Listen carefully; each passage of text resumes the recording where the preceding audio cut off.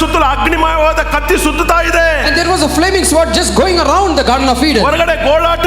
And outside there is a cry. ಅವರ ಶಬ್ದವನ್ನು ಕೇಳೋರು ಯಾರು ಇರಲಿಲ್ಲ. There is no one bothered to listen to their crying. ಇಲ್ಲಿ ಮರಿಯಳು ಕೂಡ ಇಲ್ಲಿ ಬಂದು ಅಳ್ತಾ ಇದ್ದಾಳೆ. Even in this situation, Mary is standing outside and crying. ಎಲ್ಲಿ ನನ್ನ ಯೇಸು? Where is my Jesus? ಎಲ್ಲಿ ನನ್ನ ಯೇಸು? Where is my ನನ್ನ Savior? ಯೇಸುನ ಕೊಡ್ರಿ.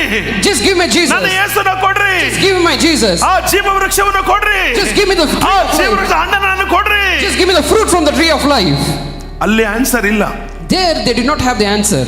ಅಲ್ಲಿ ಆನ್ಸರ್ ಇಲ್ಲದ ಕಾರಣ ಅದನ್ನು ಕೊಡುವುದಕ್ಕಾಗಿ ಯೇಸು ಭೂಮಿಗೆ ಬಂದು Amen. ನಮ್ಮ ಪಾಪಗಳನ್ನು ಹೊತ್ತು ಎಲ್ಲವನ್ನ ಜಯಿಸಿ ಆ ಹಣ್ಣನ್ನು ನಮಗೆ ಕೊಡುವುದಕ್ಕಾಗಿ ಆತನು ತನ್ನೆಲ್ಲ ಪ್ರಾಣ ಎಲ್ಲವನ್ನು ಕೊಟ್ಬಿಟ್ನಂತೆ. Since they don't have answer in the Garden of Eden, Lord Jesus Christ came for our sake. He took our sin. He finished everything. Just to give you the fruit, He finished everything for us.